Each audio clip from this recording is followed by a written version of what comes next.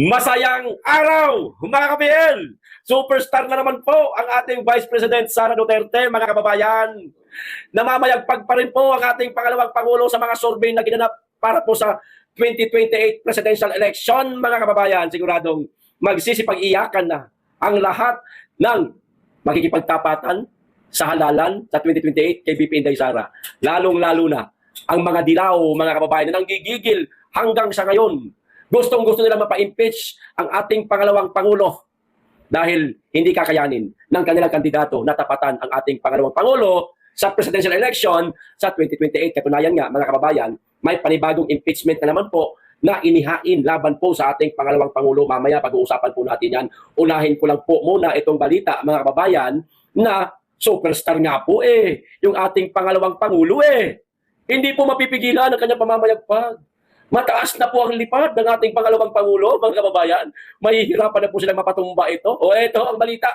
Ibibigay ko na po sa inyo. Pero bago ko po simulan, makikisuyo sa mga hindi pa po nakasubscribe.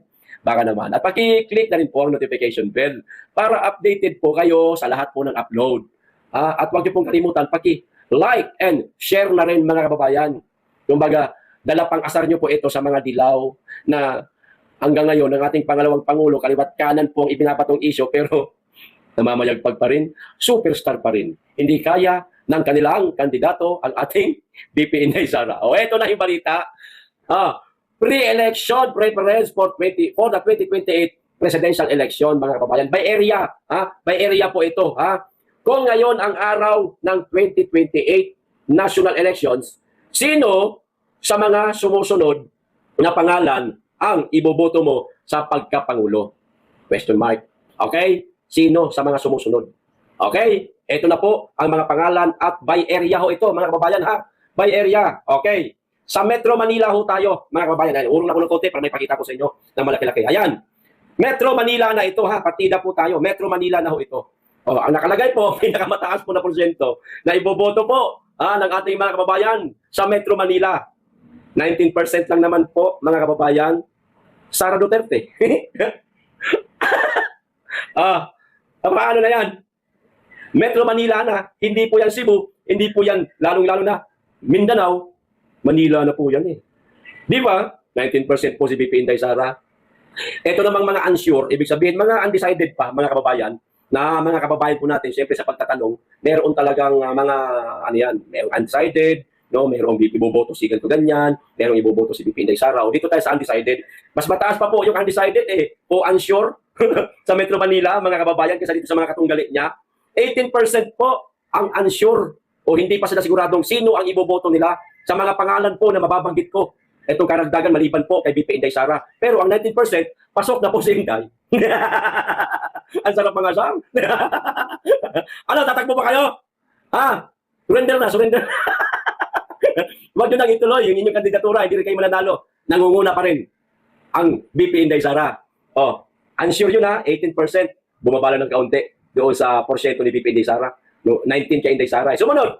Ayan, nakikita niyo naman po. Bongo. Si Bongo, malabo tumakbo yan. Dahil narito po, sa survey, sige, isasama po natin. 16% si Bongo. Kahit na alam po natin hindi kakalaban yan kay Inday Sara. Hindi kakalaban yan. Maaari pa siguro mag-BBC presidente itong mama na ito. Oo, pwede. Pero kakalabanin ang isang Inday Sara Duterte, napakalabo po yan. Sige, ituloy po natin. 16% si Bongo, mga kababayan. Okay? Leni Robredo. Ayan. Kung tatakbo ito sa pagka-presidente, ayan, 13% lang po. Mga kababayan, 13%. Malayo na po yan, mga kababayan, 19. 6% po ang lamang ni VP Inday Sara, malayo na po yan. Sunod, si grandstanding ng Senado, Pabida, galing-galingan, duwag din naman pala. Walang iba, Rapi Tulfo. 11%. Meron pa ba itong ilalaban? Kung tatakbo siya, kung maglalakas loob siya, tumakbo sa pagka-presidente sa 2028, maaaring ito lang ang makuha niya. Huwag lang gagana ang magic sarap ng Comelec. Lutuin na si VP Inday Sara, taragis kayo, magkakagulo talaga. Hinayaan na kayo ng mga tao na umabuso kayo sa kaban ng bayan, pati ba naman halalan, dadayain ninyo, subukan nyo, Comelec. Magkakatikim kayo sa mga kababayan natin. Ito na, rest of Luzon. Kanina, Metro Manila, yun yung binasa ko. Ngayon, rest of Luzon, mga kababayan, Ito, medyo mataas po ang unsure. Nasa 20% po, mga kababayan. Nakikita nyo naman Diba? Pero, Yung unsure na yan, pwede pong ma-convert yan as botante ng ating pangalawang Pangulo. Kasi nag-unsure lang po sila, hindi pa nga sila sigurado kung sino iboboto nila. Kung baga nakikiramdam pa po sila ngayon sa politika kung sino ang karapat-dapat na susunod na magiging Pangulo sa 2028. Kaya unsure pa sila. So, itong unsure na 20%, mababawasan pa ito, maaaring ma-convert, mapunta kay Inday Sara, kay Leni Robredo, kay Tulfo, at kay, dito naman sa Rest Luzon, ang nakalagay po, Marcos Aimee, walang Bongo. Ito, unsure sa Rest Luzon, o Rest of Luzon, is 20%. Mas mataas yung unsure. Okay? Pero ang sumunod po, mga kababayan, 18%, BP Inday Sara pa rin, nangunguna pa rin, namamayagpag pa rin, sa madaling salita, superstar pa rin. Sumunod sa kanya, si Leni Robredo, ayan, nakakuha po siya ng 16% mga kababayan. Kaunti lang yun nilamang ni BP Inday dito, ha? May laban si Leni, naku po. Sumunod, pangatlo, Rapi Tulfo na nakakuha po mga kababayan ng 12%. Panghuli, Marcos Aimee, nakakalayo po, 8%. Huwag nyo na patakbuhin yan. Kamutikan pa nga mahulog yan sa senatorial race noong 2025. Nung nakarang halalan diba mga kababayan? Buti nga, ipinush pa ni Inday Sara, kaya ayun, nakapasok. Yung ibang mga Duterte supporter, sumuporta ako talaga, hindi ko binoto yan. Marcos pa rin kasi yan Kahit na nagpasabog yan, Marcos pa rin yan mga kababayan. Sa Visayas na tayo, eto na. Palapit na po tayo, palapit mga kababayan sa exciting part sa Mindanao. Visayas muna tayo. Okay. Siyempre, walang iba na superstar sa Kabisayaan, mga kababayan. BP Inday Sara. 31% po. Ang taas po niyan. Napakalayo po ng mga sumunod sa kanya. Visayas yan 31% si BP Inday Sara. Robredo, 23%. Ang unsure po, mga kababayan, 19%. Okay. At sumunod sa unsure, Tulfo, Rapi, ayan, 12%. At ang panghuli, Bongo pa rin, 3%. Kaya sabi ko nga sa inyo huwag na po natin i-consider si Tulfo, si Bongo as candidate for presidential sa 2028. Malabo po yan. Pero narito nga, sa survey na ito, isasama pa rin po natin siyang basahin. Okay, Mindanao. Ito na tayo sa Mindanao. Mindanao. Sub-Sahara, Mindanao. Ito na, Mindanao mga kababayan. Ako po. Landslide Kulang pa nga yata ito Palagay ko, 90% No? Ipagpalagay na nating 80%. Hindi pa, kasi may mga kabundukan pa na hindi pa na naaakyat ng mga nagsasagawa ng survey. At higit sa lahat, ang survey na ito, mga kababayan, non-commission. Ibig sabihin, wala pong nag-utos o nagbayad sa isang survey firm na magsagawa po sila ng survey. Kundi, kusang loob lamang po ito nila, mga kababayan.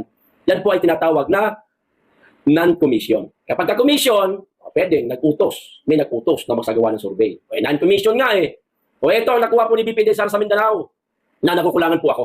No? Kasi para sa akin, 90 o 80% talaga. Pero, ang nakalagay po dito sa survey nila, mga kababayan, 66% na. Ang taas, sobra. Natataasan na nga ako dito sa 66% Pero ang katotohanan nito, nasa mga 80 to 90% talaga ito, mga kababayan 66%. Ang sumunod, naku po, nagkandalukuluko na talaga ito. Si Bongo, 9%. Ayan, lilinawin ko Hindi ko kinukutsa dito si Bongo at atin yan, tropa natin yan. Hindi ko siya kinukutsa. Binabasa ko lang kasi narito po, kalistahan. Okay? 9% si Bongo ang sumunod, Rapi Tulfo. 5% lang. Taga Mindanao to, di ba? Bakit 5% na nakuha nito Mamanay? Hoy, mga taga-Manay, ano na? Hindi nyo man lang binigyan ng pansin itong kababayan ninyo, mga taga-Manay. Tulfo ito o baka nainis kayo kay Rapi Tulfo o sa lahat ng Tulfo dahil doon sa tila pagiging bastos ni Mon Tulfo sa inyong mga taga-Manay. Nadamay na lahat ng Tulfo. Ano kaya? 5% po si Tulfo. Ang sumunod po, mga kababayan, si po, Grace po, natahimik ngayon sa isyong korupsyon na di umano'y dawit sa mga korupsyon, sa mga mali-malitang kwarta. Diba? 1%. Tanga na lang ang boboto dito. Dahil ngayon, nadadawit ito sa maanumalyang flood control project, sa mga insertion, sa mga korupsyon. Ayan. Ilan uli? Si BP Inday Sara sa Mindanao? 66%. Sa tatlong lugar na binasa ko po, mga kababayan, Manila, Metro Manila, Rest of Luzon, Visayas at Mindanao, mga kababayan. Yung Visayas kasama na po dyan ng Cebu, Mindanao, 4 na lugar. Si BP Inday Sara lamang po ang bukod tanging pinakamataas na nakakuha ng Sino pa ang lalaban? Lalaban pa kayo? Ha? Ano na? Lalaban pa ba kayo? Hindi ba kayo maaawa? O eto pa isa. Ganun pa rin po, mga kababayan, basahin ko na lang rin para sigurado tayo. Ano? Pre-election preferences for the 2028 presidential elections. Labo na mata ko. Preferences pala yung kanina. Hindi ko na talaga makita. Sira na yata itong salamin ko. Kinakailangan ko na magpalit. Kung ngayon ang araw ng 2028 national election, sino sa mga sumusunod na pangalan ang iboboto mo sa pagkapangulo? Okay. Dito po, dalawang ano po ito. Nakikita niyo naman, dalawang lugar, dalawang ano po ito. Tawag ito. Isa, dalawa. Ayan, mga nakapangalan, magkakalinya. No, kung sino-sino. Depende po sa pagkakasunod, ano, mga kababayan. O ito, Sara Duterte, mga kababayan, 31%. Mataas. Sumunod si Leni Robredo, 13%. Magkabaliktad po ang numero. Rapi Tulfo, 10% o 10.3. Ayan, ang kay Leni kanina, 13.3. Kay BP Sara, 31.4. Sumunod si Bongo, 6.5. Marcos Aimee, 4.4%. Bam Aquino, 3.1%. Grace Poe, 2.1%. Ito sa kabila, meron pa po. Dinagdag ho nila ito. Bagamat hindi po ito tatakbo sa pagkakapresidente, nilagay na lang rin po nila. Robin Padilla, 2%. Ontiveros, 1.4%. Kala ko ba ito yung pambato ng mga dilaw? Ontiveros! Ano nangyari? Kala ko ba ikaw yung pambato ng mga dilaw? Bakit 1.4%? Si Escudero, 1.3%. Pacquiao, 1%. Romualdez Martin, ako po, atindi nito, matindi. 0.7%.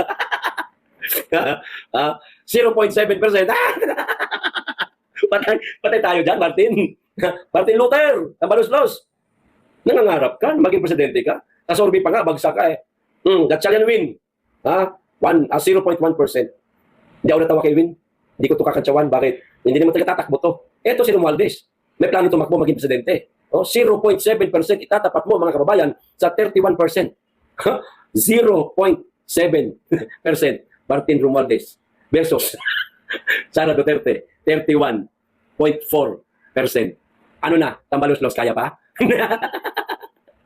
Yan po, mga kababayan. Ang hindi po kayang tanggapin ng mga kakandidato sa 2028 sa pagkapangulo. Kaya ngayon pa lang, pilit po nilang inilalaglag, sinisiraan, tinatapalan ng dumi ang pangalawang Pangulo ng Pilipinas dahil front runner po sa 2028 presidential election. Ano na? Kaya dahil dyan, mga kababayan, dahil siyempre matagal na napansin yan ng mga iba't ibang grupo na mayroong mga kanya-kanyang ikakandidato sa 2028 na talagang malakas si BP Inday Sara Duterte. Ramdam po nila yan, mga kababayan. Kaya patuloy po sila sa paninira. Katulad na lamang po nitong ginagawa ng mga grupo nila Teddy Casino, no, nila Franz Castro, mga kababayan, na ginagawa po sa ating pangalawang Pangulo, walang iba kundi paninira. No? At higit sa lahat, impeachment na naman. Hindi na nagsawa ang mga yawa. Pero aminado ho sila, mga kababayan, na hindi madali magsampa ngayon ng impeachment dahil sa mga kadahilanan na babasahin ko po. O eto ang sabi. Aminado ang grupong bayan na nahihirapan silang magsampa ng panibagong impeachment case laban kay BP Sara dahil sa sobrang dami ng requirements. As you know, maraming dinagdag na conditions ang Supreme Court, and so mas mahirap na ngayong mag-file ng impeachment. Mas mahirap na ngayong mag-file ng impeachment. Ayon po yan sa grupong bayan, mga kababayan. Bayan. Nahihirapan sila na magsampa ng panibagong impeachment. Itutuloy nyo pa ba yan? Nahihirapan kamo kayo. Huwag nyo lang ituloy. Wala rin mapupuntahan yan. Wala rin silbi yan. Kung yung unang impeachment nga, laban sa pangalawang Pangulong isinampa rin ninyo, hindi kayo nahirapan doon. Sa pagsampa pa lang, napaka-smooth ng inyong pagsampa sa unang impeachment ng pangalawang Pangulo. Pero, ano nangyari? Wala. Ayan, ang pangalawang Pangulo, nananatili sa pwesto. Ay, ano na pala ninyo? Nasaktan lang kayo. Nadismaya lang kayo. Partida, hindi pa kayo nahirapan sa pagsampa nun. Paano pa kaya itong pangalawa? Na ngayon pa nga lang, sa pagsasampa pa lang, nahirapan na kayo. Pagdating niyan sa pagdinig, mas lalong mahihirapan po kayo. Kaya ang tanong, kung maisasampa ba talaga ito, mga kababayan? Kapag ka naisampa nyo ito, sasaluduhan ko kayo. Yung mga ito talaga. Kahit wala nang bala, hala sige, laban pa rin. Oh, wala naman sila makitang sapat na ebidensya, sapat na grounds para mapatalsik o ma-impeach ang ating pangalawang Pangulo. Wala. Mga kababayan, pinipilit na lang po nila ito. Paninira sa madaling salita. Sinisiraan na lamang po nila ang pangalawang Pangulo sa mga nilalaman po nitong mga impeachment cases di umano ni BP Inday Sara. Siyempre, bawat dokumento may mga nakalagay ho doon na mga maaaring ginawa di umano ng pangalawang Pangulo na labag sa ating batas. Di ba? Di umano lang naman yan, mga kababayan. Wala naman po katotohanan yan. Paninira lang po sa pangalawang Pangulo itong ginagawa nila. Siyempre, iisipin ng mga tao, mga kababayan natin, hala, pangalawang impeachment na yan kay Inday. O ano na naman kayang grounds ang nakita nila? Bakit nagsampan na naman sila ng panibagong impeachment case? Siyempre, may lalagay sa kaisipan ng ating mga kababayan, iisipin nila na talagang maaaring merong nagawang paglabag ang ating pangalawang Pangulo. Kahit na wala. Kasi ang propaganda po nitong mga grupong ito, mga kababayan, sirain si BP Inday Sara para matalo sa susunod na halalan. Pero naririto po tayo, mga taga-suporta ni BP Inday Sara, at nakakaalam sa mga magagandang nagawa ng ating pangalawang Pangulo para sa ating bansa. Bakit tayo maniniwala sa mga ungas na ito? Ayan. Di ba? Lalo na kaming taga Davao. Alam na alam namin kung ano talaga ang ginagawa ng BP Inday Sara, lalo na nung una pa lamang na siya ay alkalde pa lang ng Davao City. Kaya ganoon po kataas ang nakuha ni BP Inday Sara na rating o porsyento sa Mindanao at sa Kabisayaan. Sa survey isinagawa. Ito, kanina lang lumabas yun, yung survey na yun. Kanina lang yun. Impeachment na naman, pero hirap sila. Pero ayaw pa rin tantanan. Mga desperado na. Desperado yung kanyang klaseng tao, mga kababayan. O, ito pa po isa. Ito pa. Ang sabi po ni Sebastian Baste Duterte, mga kababayan, ayan, muanhe BBM ugma tanaw daw siya sa iyahang Bukana Bridge. Pakpak na mudaan, luoy pud tawhana. Tagalog. Pupunta daw po, mga kababayan, si BBM bukas. Anong araw ngayon? 3 bukas sa 4. Titignan daw niya yung kanyang Bukana Bridge. Palakpak na kayo. Ngayon pa lang, maawa naman kayo sa tao. Pang-aasar ang ginawa po ni Baste, mga kababayan. Ano sabi? Titignan niya daw yung kanyang Bukana Bridge. Teka, sandali. Kung hindi ako nagkakamali, pakiklaro po ako. Hindi tayo perfecto nagkakamali. Yung Bukana Bridge ba na ginagawa ngayon dyan sa Davao City, nakarugtong nitong Coastal Road, meron bang pondo yan? Mula sa national government? Palagay ko wala eh. Ang pagkakaalam ko wala eh. Mga kababayan eh. Tinuloy-tuloy lang po yan ng mga Duterte eh. Di ba? Wala. Pero titignan niya daw. Titignan niya ni Marcos. Kasi malapit na matapos. Baka babaan na ng pondo. Kung ako kay Baste, wag ko nang tatanggapin ang pondo. Mahirap na. Baka isumbat pa yan. O di kaya gawin pang grounds yan para sirain si Mayor Baste Duterte. Kung ako kay Baste, hindi ko na tatanggapin kung magbababa ng pondo ang national government. Okay na, nakaraos na hinihinay lang eh. Nagawa naman ng hinihinay, dahan-dahan lang, makatapos na nga eh. Ako sa inyo, mga taga Boulevard, at saka taga Barpa, puntahan nyo. Pagdating ni Marcos, dapat naroon na kayo. Unahan nyo. Kayo na pong bahala kung ano isisigaw ninyo. Dalawa lang, pwede nyo isigaw. Magpa-drug test siya, at pangalawa, Marcos resign. Ganun lang. Balwarte na natin yan, Davao City yan, maduduwag kayo. Karapatan po ng bawat tao na humiling sa Pangulo na magpa-hair follicle drug test po kayo, Mr. President. Karapatan natin lahat yan. Unang-una. Binoto natin siya. Tayo nagduklok sa kanya. Pangalawa, elected official na siya. Presidente na siya. Sigurado ba tayo na ang bansa natin ay pinamumunuan ng matinong pinuno? Hindi bangag, hindi adik. Di ba? Kinakailangan natin malaman yan. Ngayon, kung hindi niya ibigay yan, talagang totoong adik yata itong mama na ito. Sa bagay, yung kapatid niya na may sabi, na adik siya, yun na yun. Period. Nakaratak na sa isipan natin yun. Hindi na mababago yun. Pangalawa, karapatan din po ng bawat Pilipino sumigaw ng Marcos resign. Kung hindi na nagugustuhan ng mga tao ang pamumuno ni Marcos. Di po ba? Maliban na lang kung gagawa niyo siya ng aksyon na maaari siyang masaktan. Wag naman. Bawal na po yan. Yung babatuhin ninyo ng kung ano-ano. Bawal, wag po. Wag natin ipakita na bastos po tayo mga taga Davao City. Kung ano lang yung hinanaing natin, ayun lang po ang sabihin natin. Wala nang iba. Hinanaing lang. Hinanaing natin na sana magpa-hair follicle siya Pangalawa, kung hindi niya na kayang pamunuan ng bansa, pwede na siya bumaba, ibigay. Siya nakasunod sa kanya para mapamunuan maigi ang ating bansa. Yun lang naman eh. Hinanaing yan mga kababayan eh. Hindi naman yung pambabasto sa kanya, hinanaing ho yan. Di po ba? Katulad po, itong hinanaing ni Claire Castro. Ito, babasahin ko. Hindi po natin siya pinagbabawalang sabihin ito. Ang alin? Ito. Hindi umano aatras ang pamilya Marcos sa kahit anong hamon ng taong bayan, kahit na magpa-lifestyle check silang lahat ayon sa palasyo. Claire Castro, tanga, hindi yan ang hinihingi ng taong bayan. Ano sinasabi mong hindi aatras? Umatras ka mo. Kasi hindi naman yan ang hinihingi ng taong bayan na i-lifestyle check sila. Ano pang ila-lifestyle check sa mga Marcos? May mga pera mga yan. Noon pa, mayaman na mga yan. Malay ba namin, yung lipak-lipak na salapi sa mga bangko nila, sariling pera pala nila yan. Napakahirap maghusga. Pero ang hinihingi ng taong bayan, Claire Castro, huwag kang magtanga-tangahan, huwag mong babaguhin ang naratibo, hindi ang lifestyle check, kundi ang hair follicle drug test ang hinihingi ng ating mga kababayan. Binabago mo ang naratibo eh. Hindi naman lifestyle check ang hinihingi ng mga tao eh. Kahit sa mga rally, kahit na kung sino man. Hindi po lifestyle check. Hair follicle drug test ang hinihingi ng mga tao, Claire Castro. Binabago mo ang naratibo. Akala mo hindi namin mapapansin yan? Dahil ba ikaw ay abogada? Sa lahat yata ng abogada, ikaw lang naman yata ang pulpul. Ikaw lang naman yata ang mahina ang kukote. Mantakin mo. Meron ang matinong tao, pero doon ka kumapit na noon binabanatan mo sa sarili mong vlogging channel. Di ba? Nasaan ka ngayon? Himudwet packs na kay Lisa at kay Marcos. Hindi daw aatras. Sa alin? Ano sinabi ni Claire Castro? Sa lifestyle check. Wow!